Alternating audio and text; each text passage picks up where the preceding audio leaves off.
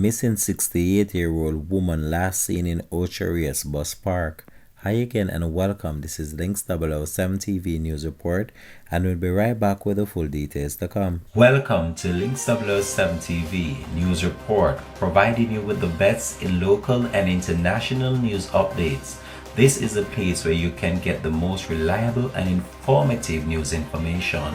Links 007 TV News Report. Welcome back and thanks for joining us. This is Links 007 TV News Report.